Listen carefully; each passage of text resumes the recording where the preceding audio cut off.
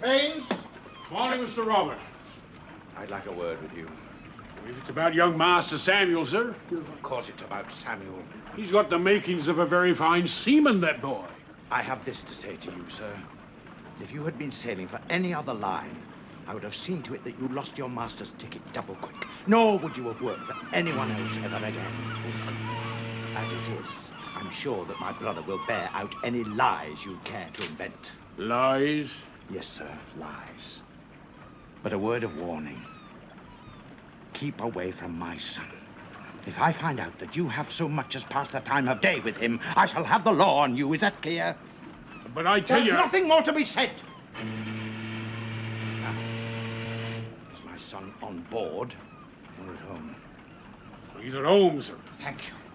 Mr. Robert, now, you've got it all wrong. I tell you, Well, I reckon I should have stayed in South America. South America? But how? Why? A gift from Colonel Vega. Compensation for the loss of poor Baines. A personal compensation. Now, Letty, the only people that know about this are Baines, myself, and you. There must be thousands there. Well, not as much as I lost. Now, this must remain very secret. Very secret indeed. Of course. What will you do, James? Keep it under your bed? Now, money's only useful if it's made to work. Indeed. Something I've only recently come to realize myself. But how? How? Well, how can I make it work? If I went and bought another ship, half the people in this town would want to know where that money came from. Ah, you'd have creditors stretching from here to the town hall, and Mr. Harris of the bank would be at the head of them. Perhaps it's time I bought our brother Robert. Well, you haven't got enough there for that, have you? Now, he owns 15% of the company, but 15% of what? He doesn't know what the company's worth. James, he is your brother. Well, what's that got to do with it? It's his business. Oh, I've mixed business and family for far too long. Now, that's a lesson that it's taken me a long time to learn. I see. Well, if that's the way you feel, perhaps I'd better take a leaf out of your book. I don't understand. You will, James, you will. Well? Letty, I'm not known for me patience. You know, that fact does not escape my notice, James. Oh, you are an infuriating woman. You hinted something, and then instead of coming out with it like... The man? Yes. No. No, in all points of the cook, if you've got something to say, say it. Very well, I will. Do you know you've been in this house for 30 minutes after being away for months? 30 minutes. I know, because I looked at the clock for the umpteenth time before you came through that door, and in all that time you've talked about nothing except business and money. Oh. Well, I thought you'd be interested. I'm interested in lots of things, James. It depends, however, the order in which they come. Mrs. Gibson will answer that.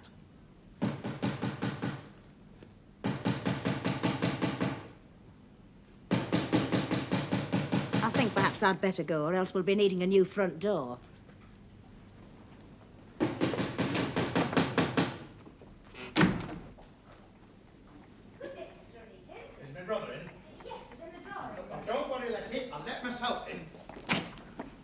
Robert, you have come at a most inconvenient time. I'm not interested if it's convenient. I've got something to say to you that can't wait. Ah, about Samuel, no doubt. You know perfectly well it's about Samuel. James, you stooped pretty low in the past, but I never imagined that you'd stoop so low as to inveigle my own son away from me. Inveigle? He stowed away. Well, ask him. Nothing to do with me. That's rubbish, and you know it. For years, you've enticed him with tales of the sea, with romantic yarns of life before the mast. And all the time, you've known perfectly well that I've planned a quite different career for him. Now, look, Robert, most lads of his age are interested in adventure, not in shopkeeping. In your opinion? Well, you've done enough harm to me and mine in the past. So I will thank you to stop interfering. And don't advise me on how to bring up my own son. Look, Robert, all I'm trying to tell you is that Samuel has the makings of a good seaman. Now, he might have the makings of a good shopkeeper as well, but talk to him about it, not to me. James, you took Samuel halfway across the world. You just can't wash your hands of it as easily as all that. I tried to dissuade him. You did nothing. You were sighted by at least 3 ships before you reached Lisbon. You could have put him on any one of those. Well, I chose not to. And we both know why, don't we? Samuel's your nephew, but he's as near as you're ever going to get to having a son of your own. Get out of my house. What's more to the point, keep out of mine.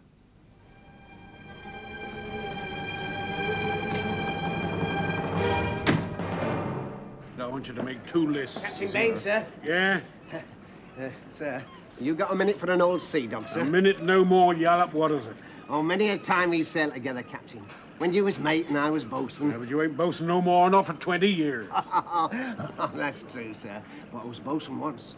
Still a good seaman, sir. Looking for a likely berth, sir. Still strong, are you? Oh, strong as horse, sir. Strong as a cart horse. Off the drink, are you? Oh, as ever was. Yeah, able seaman's all I can offer you, Yallop. Bless you, sir. I thought I'd be starving this time next week. Mr. Mate, this man to sign articles is able seaman. Aye, sir. Thank you, sir. Oh, thank you kindly, sir. Able seaman.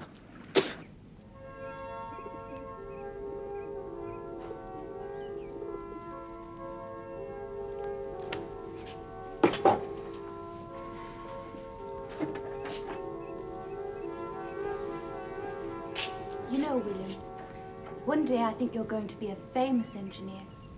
Oh, I may not be an engineer at all. But I thought that's what you wanted more than anything in the world. Only at the moment. It's something I have to do. Have to. Because of my father. He was an engineer. I'd like to prove that he was right, that his ideas can work. But you don't like doing it. Now, I didn't say that. It sounded like it.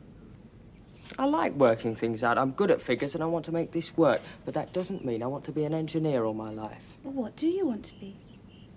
Oh, I don't know. Something to do with mathematics. Ever since I went to mathematical school, a whole new world's opened up to me. You surely can't like algebra. If a squared plus b equals c, what is x? It's all double Dutch to me. You silly goose. Algebra's simple. Next time I come, I'll bring you a book and explain it to you. Now, what's all this? Father, you're back. So it would seem. Well, now, William, what is this? Triple expansion engine, sir. I'm trying to find a way of increasing the compression. Well, so half the engineers in England. How long's this been going on, then, eh? Hasn't Letty told you, Father? Oh, no, it must have slipped her mind. Oh, I'm very grateful to Miss Gaunt, Uncle. Without her help, I wouldn't have got this far. God, this must have cost a pretty penny. Who's footing the bill? Well, Miss Gaunt is, sir. Charlotte, where is Letty?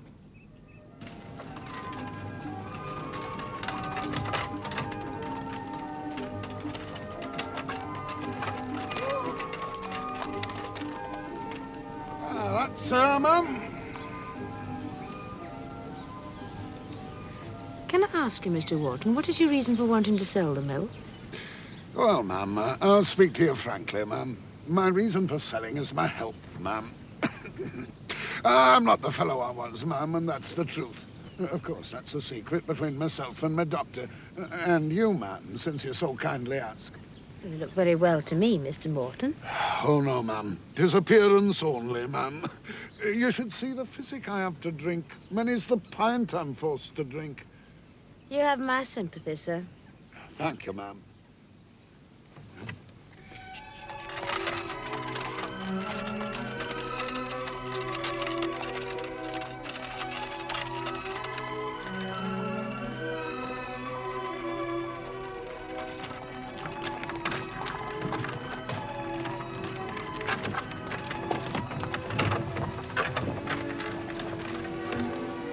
Well, there we are, ma'am. What do you think of her? Well, I think she's a very fine mill, sir. But I'm wondering what your price might be. Well, now, I thought of 400 guineas, ma'am. Well, that includes the land adjoining. Well, I fear my principal wouldn't be interested at that price, sir. I don't know as I like doing business with a lady. It unsettles a man, begging your pardon, ma'am. Well, providing it doesn't unsettle you too much, I'd like to take a look inside. Yes, of course, ma'am. Sir Charles Helsby gave you £500. Well, I want an explanation. Can you manage to wait until I take my hat off, I James? said you should have told him, Letty. Now, why don't you go and ask Mrs. Gibson to make us a nice pot of tea and shut the door when you go out?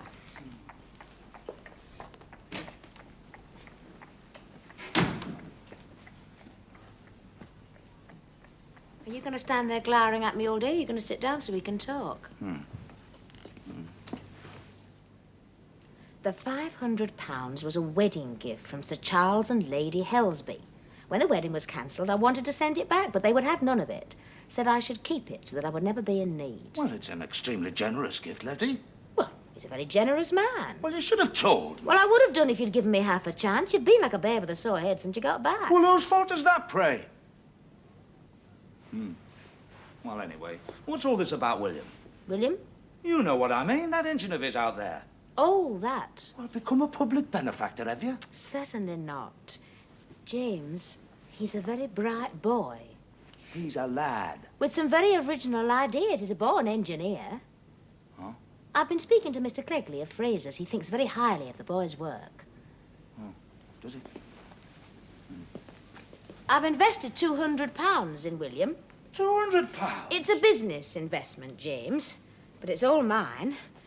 And since we're talking about investments, I've had an idea that might interest you.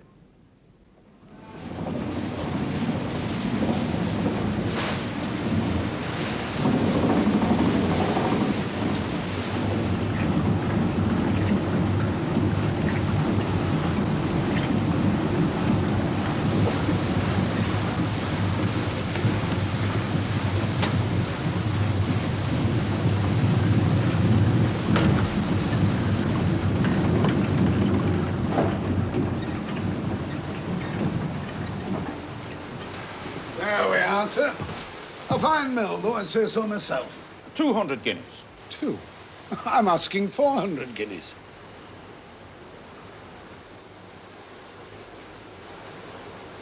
£250 then.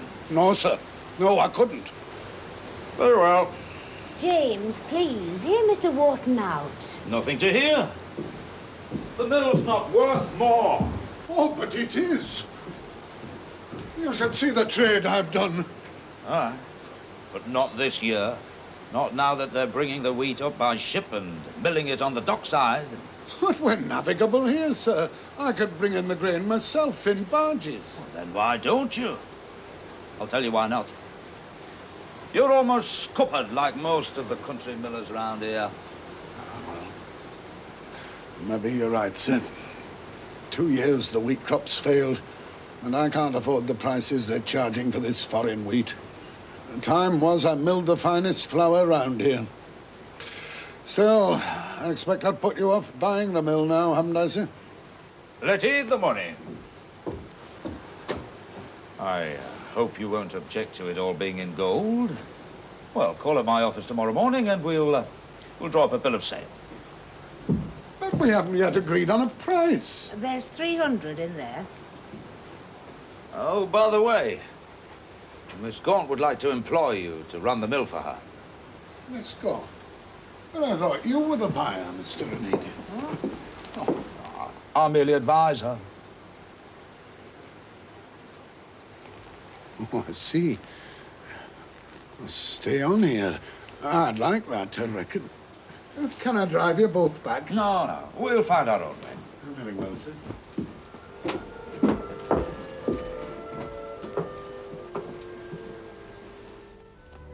Well, what do you think? Think? Well, I think you'd better be right, lass, now that you're the owner of property. James, I wouldn't be the owner of this property if it didn't suit you. All the same, I have to find the grain, don't I? Aye, and plenty of it. Do you think you're up to it? At your age? Oh, James has taken the trouble to write. Go and see him. No harm can come of it. Nothing will persuade me to enter his house again. Oh, Robert, really? You're forever saying you want to expand the store. There's James apparently offering you money, so swallow your pride. At least listen to what he has to say. You don't have to agree. Oh, that's true.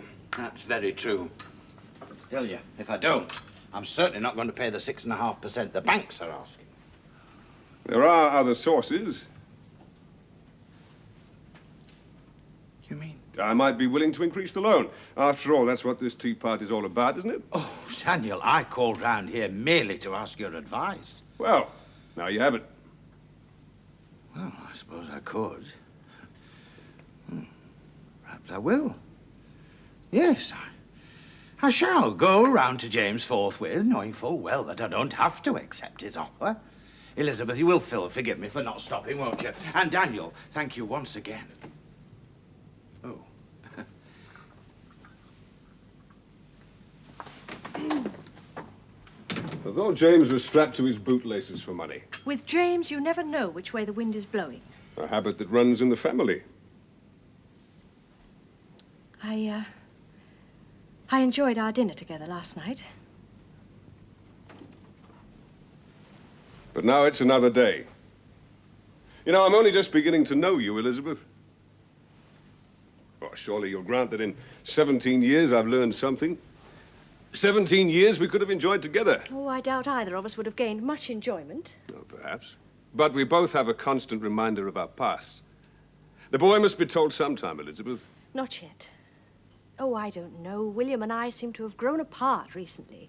And he's still seeing far too much of Charlotte. She's his cousin, slip of a girl. Growing towards womanhood. He goes to the house because he's working on that engine. Now, tell him the truth. He'll stop going to the house and he'll stop seeing so much of Charlotte. Put like that, you make the answer sound so simple. Well, it is. No, Daniel. You're forgetting the boy himself, what the knowledge could do to him. Elizabeth, he's nearly a grown man. It's only in your eyes that he's still a boy. Allow me to know my own son, Daniel. We will tell him when I decide and not before. Good of you to call, Robert. Hi. Well, now, will you take a glass of something? No, thank you. How, Sarah? Will you please come to the point, James? I want to get back to the store. Oh. A store that's mortgaged? It needn't be, you know. Look, your note said urgent and personal. The point, James, the point. Very well. Robert, do you know how much your shares are worth at the moment? Probably a good deal more than you're prepared to offer, no doubt. Now, look, are you prepared to listen or If not? I weren't, I would not have come. Right, then. Look, do you still want to be your own man? Pay Fogarty off. Of course I do, Right, I'll tell you what I'll do. As you know, I've only 6 ships left. Barely keeping me head above water. So I've decided to follow your move. Get out of shipping altogether. I don't believe you. No?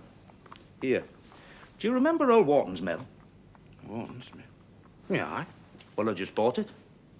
In Miss Gaunt's name, of course.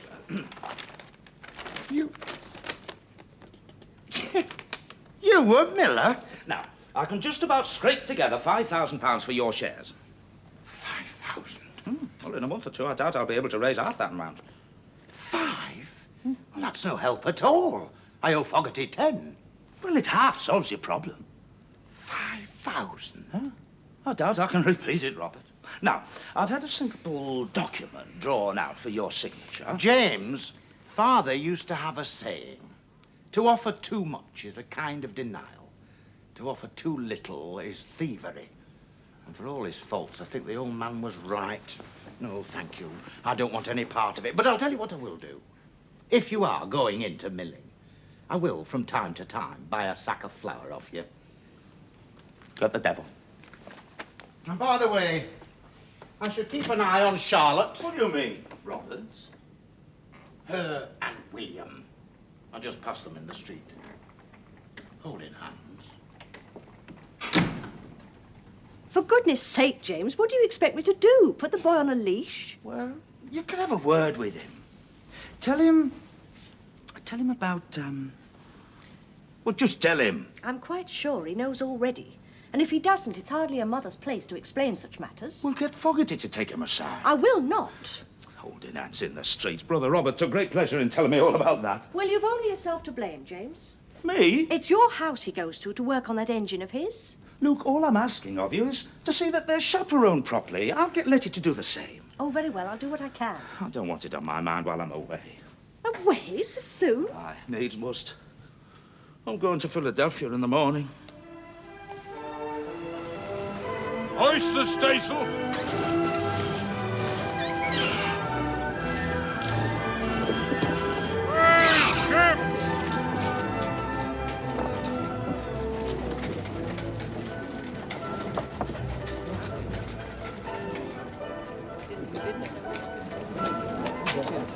I'm sorry.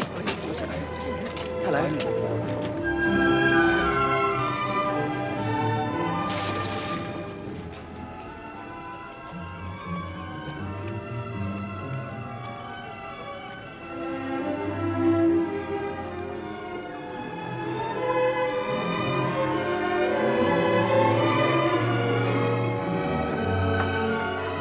time. Glad to hear it. I still can't figure where you come on this voyage all of a sudden, like. Because Miss Gaunt's a very astute woman. Hey? I'm not with you.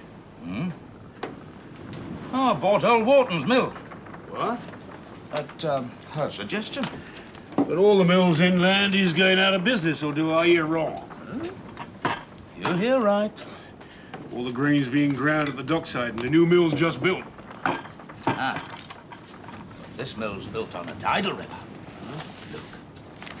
I can bring the Charlotte roads right up alongside, full of grain. The finest grain that I can buy in Philadelphia. Then we mill it ourselves, and it's profit all the way. You standing the whole cargo? I mean, standing the whole cargo yourself? Not selling half of it beforehand for insurance? Not one grain of it. Well, you're a gamester, I'll give you that.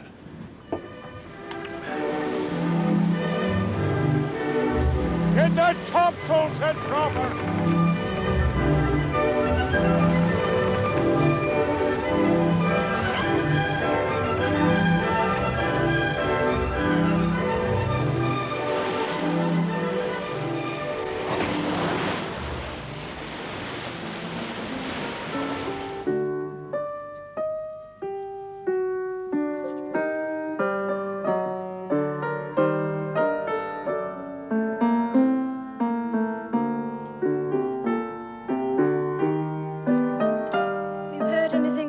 Charlotte recently?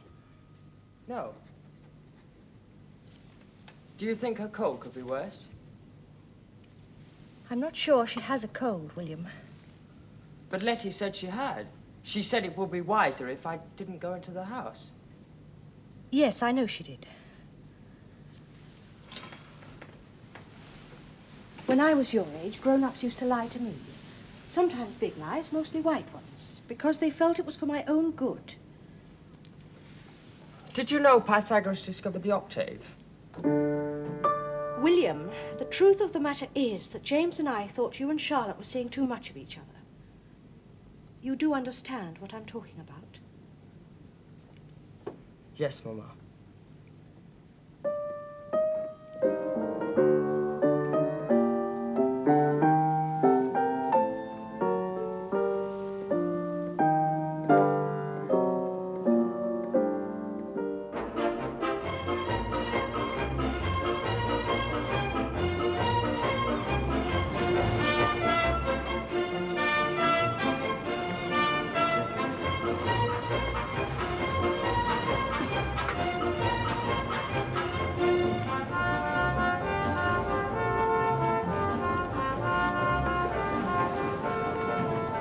Yeah, I reckon I could have an hour or so ashore, Captain. We're not going to turn around that fast. You get an hour's shore leave here, you'll spend what it's taken you a month to earn. I'm doing you a favor by keeping you aboard.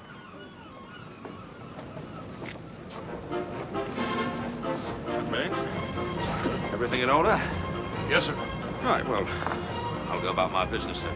Aye, aye, sir. I notice the owner gets ashore, mates.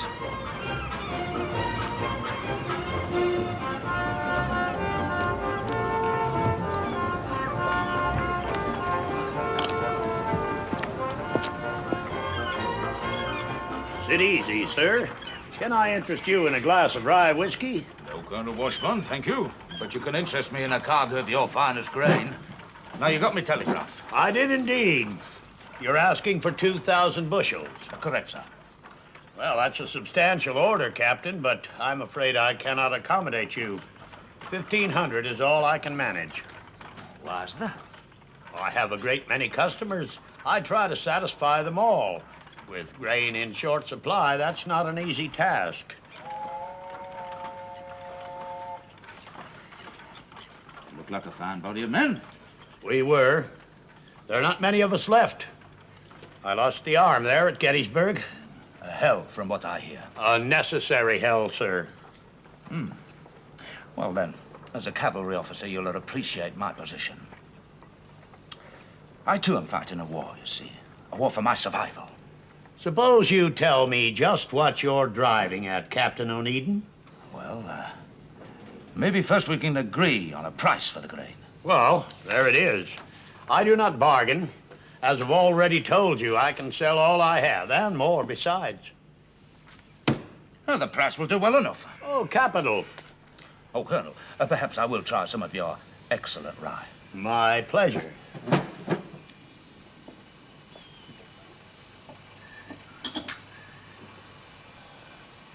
We fought on every battlefield of the war. Aye. They looked like a company of thrusters. They were, sir, every one. Well, I'll drink to them and theirs. Well, I will join you, sir. And now, the quantity. We must agree on the quantity. I'm afraid you'll have to come down by a quarter. But I need the full amount. 2,000 bushels. Now, look, Captain Onedin. Even if I could supply you with the grain you require, I have to sign the certificate of clearance. If grain were going a begging, I'm sure you'd not refuse me. Well, This really is excellent rye. I have another. I thank you, sir. I'll not refuse you.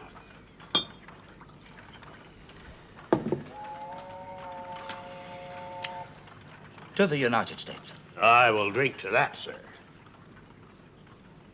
And I respond with a toast to the British Empire. Aye. To your president. To your queen.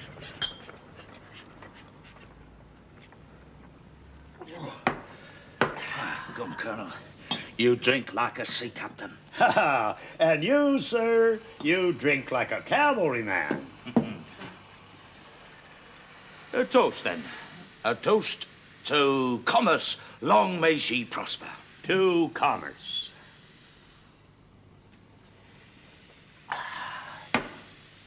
Sir, I like your style. But damn me, it cannot be. Colonel, your glass is empty.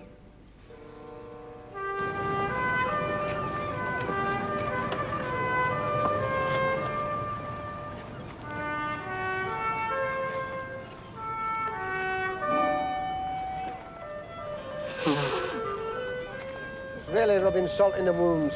Coming aboard 2 seas over.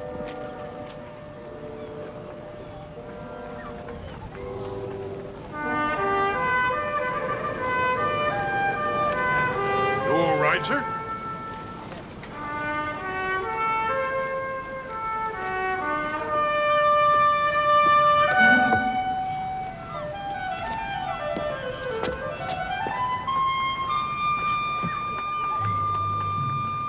Back to work, you lubbers.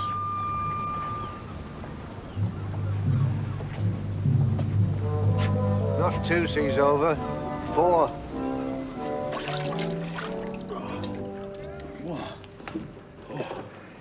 Well, I knew rye whiskey was strong stuff.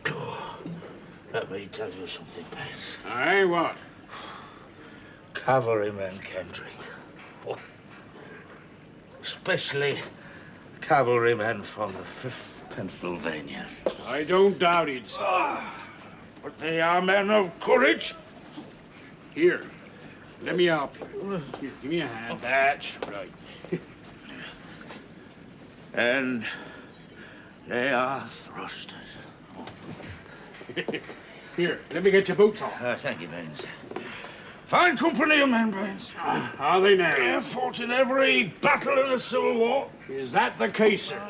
What's more, trust a man who can hold his liquor. Aye. And what is more, their word is their bond. And what is more, they can sign clearance certificates.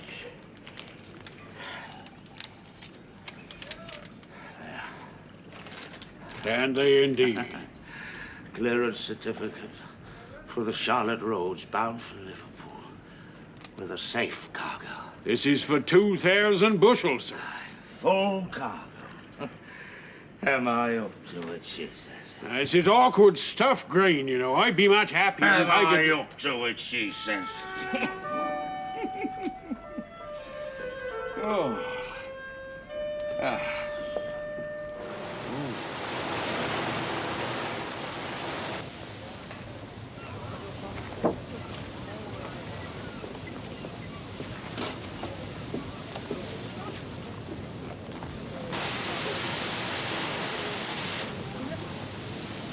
Hold it up there!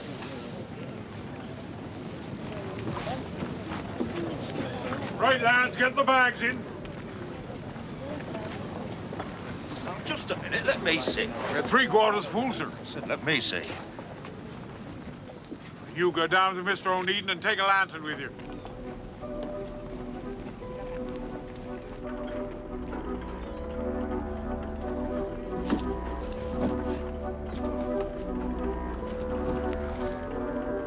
Don't like that.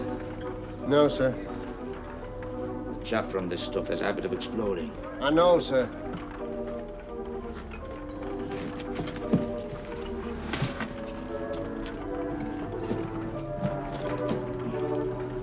Well, seems firm enough.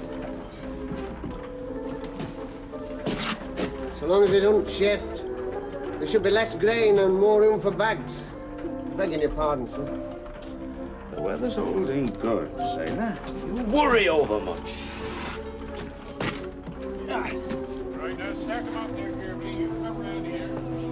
Hand them over there. Go on, pack them tight there.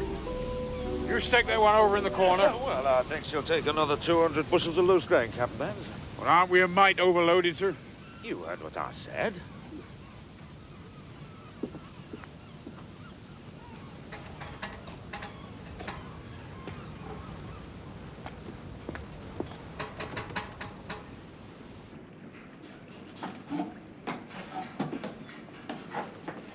I don't like the idea of risking the Charlotte roads for another 200 bushels, sir. Look, you know perfectly well that we've had those shifting boards strengthened. You're talking like an old woman. I've been called that before, but I'm still afloat. And many that's called me that is with Davy Jones. Now, listen here, Bates. If you're good... Yes, Yalop, what is it?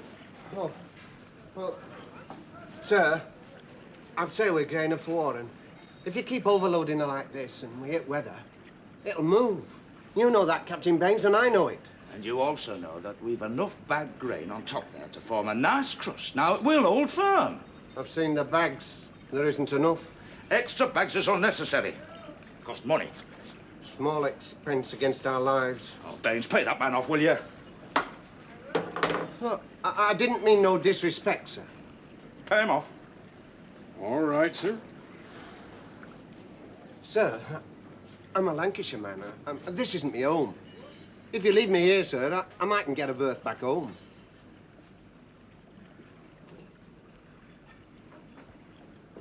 I'm sorry, sir. All right about your business. Anybody else pipes up, they don't get the same option. You tell your mates that. Aye, sir.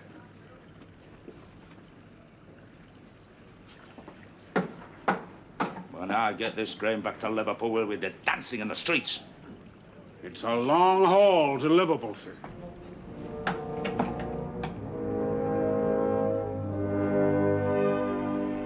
Oh, I see the price of grain is up yet again. Is it really? Price of grain may well determine your future, young lady. Bored doing embroidery. Just how long do I have to go on pretending I've a cold? It must be the longest cold in history. A gentleman will take the hint. And William is a gentleman, Charlotte. I know. You say that as if you disapprove. All I know is I'm happy when I'm with William and everyone thinks that's wrong. I'm happy with William and bored with you. Charlotte!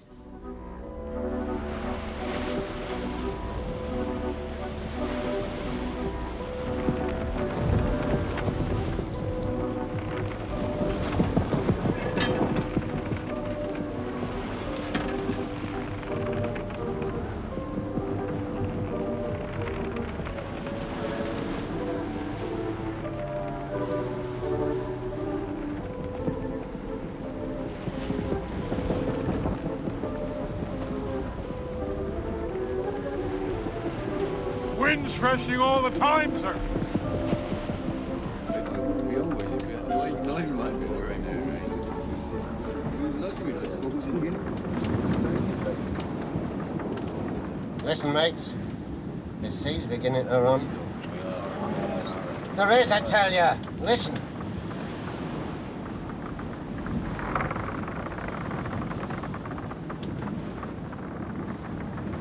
Grain. When it moves, you'll hear it, shipmates. I heard it afore. Happened to a mate of mine. They went in and they got drowned. Drowned in the sea of grain. Saw it with my own eyes. Now shut your noise. Dead men's cargo is loose grain.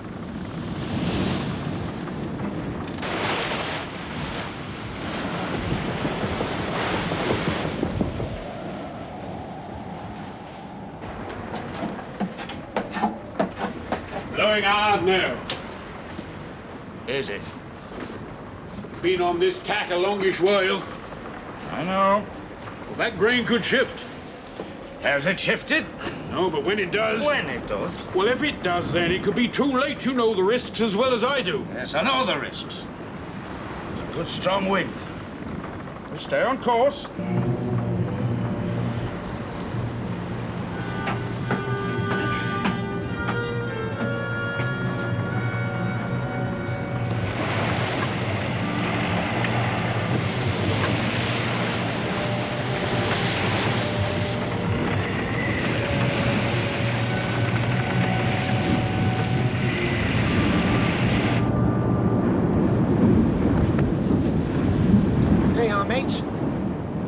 Listen, can you hear it?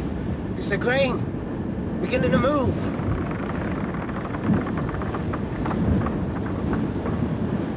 Only needs one of them shifting boats to go and we'll turn turtle, as sure as God's above. All hands on deck! That's us, mates! Up top!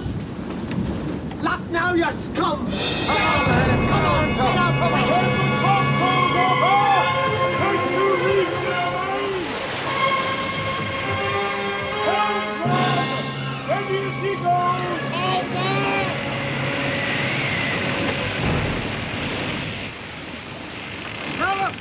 Get Mr. Onedin to bring him up on deck! Aye, aye, sir!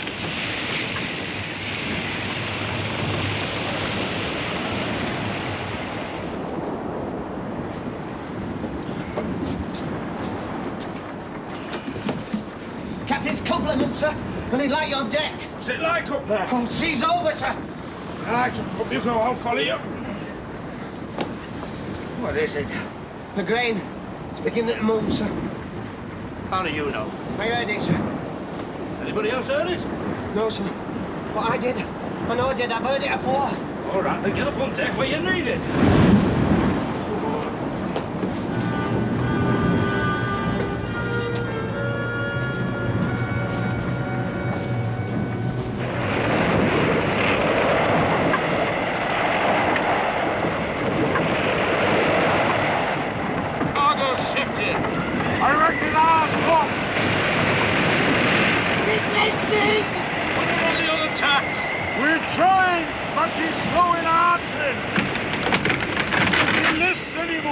She'll capsize! Gone!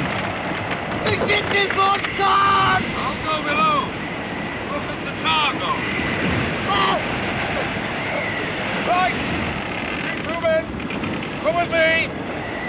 Get these hatch covers off. Uncover these hatch, boys!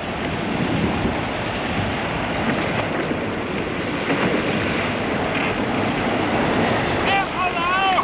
That grain gets wet, I shan't be able to give it away! I'll sell it! Right! You two men! As soon as Gallopy gets down there, you close up the hatches! Wait! Right! Right! Get down there!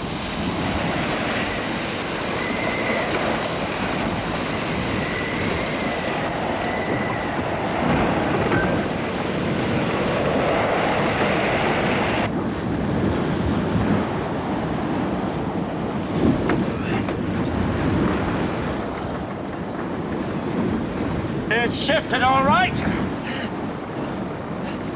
The board's gone! There's no doubt on it! What now, sir? We'll have to move some of these bags, see what goes on underneath there. Boy! Tell Captain Payne to want him! It's gonna be a big job. Only Only 3 layers. No wonder it's shifted! What's going on down there? We're gonna have to jettison some of these bags to get at the shifting boards. Oh, that good, that'll lighten the load. I'll send some men down to help you. Get the carpenter to cut some more shifting boards. Well, won't get done just looking at it.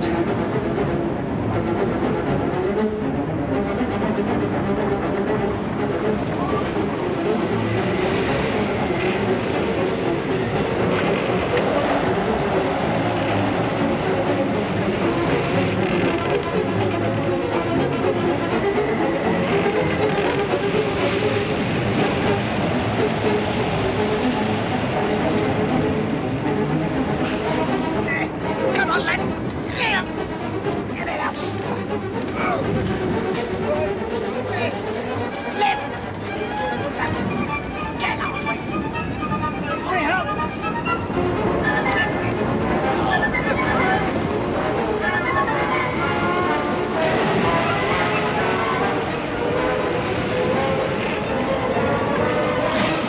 Oh, that's only a dozen or so more. Come on!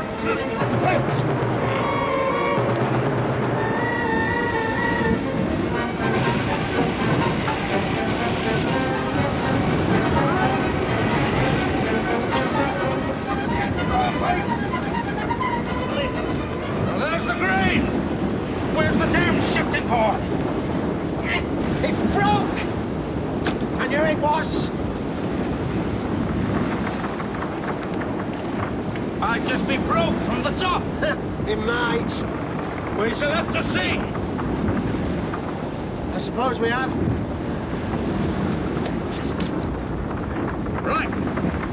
Tell Captain Bales that once the ship's on even keel, I want him to maneuver in such a way as to shift this grain. Aye, sir. We have to move the grain to get at the shifting ports. Right away, sir. Go on.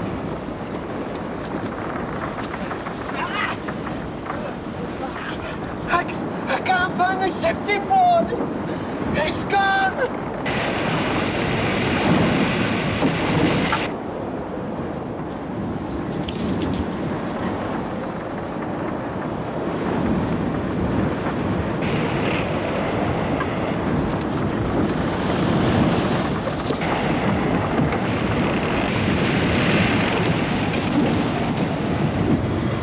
Grain shifting.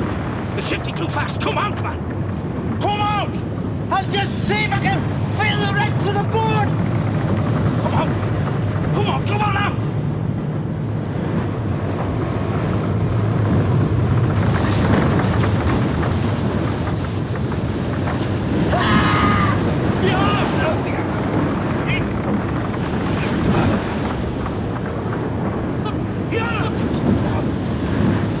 Let go.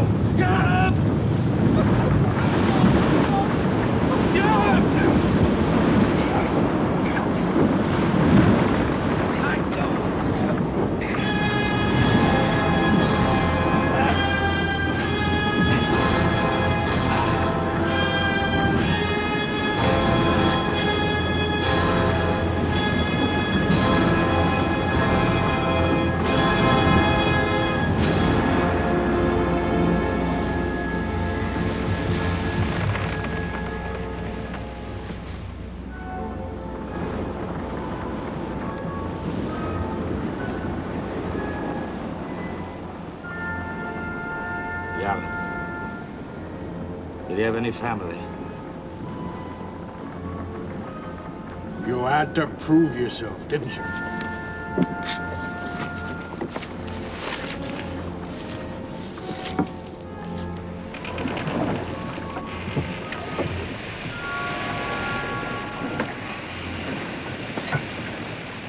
Know by East Helmsman and for home.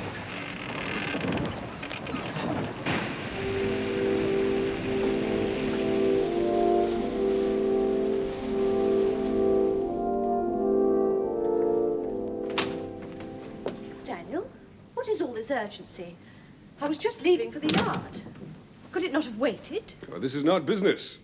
On the evening of the 4th, you will be dining with me, Elizabeth.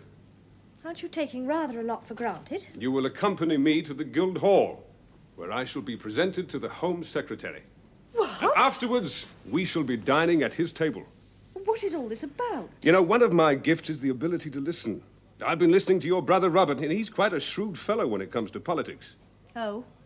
On Robert's advice, I made a substantial donation to party funds and an undertaking that Fraser's would increase employment, although I was careful not to say by how much.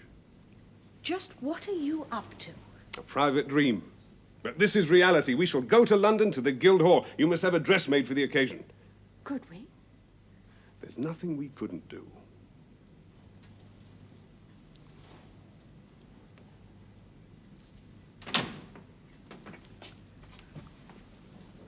William. I think the time has come, Elizabeth. No, Daniel. The boy is owed an explanation. Yes, Mama. I think I am owed that. William, as you've just witnessed, I love your mother very much. Now, this affection is not new. It goes back many years. In fact, more than 17 years. You're my father, aren't you? Yes.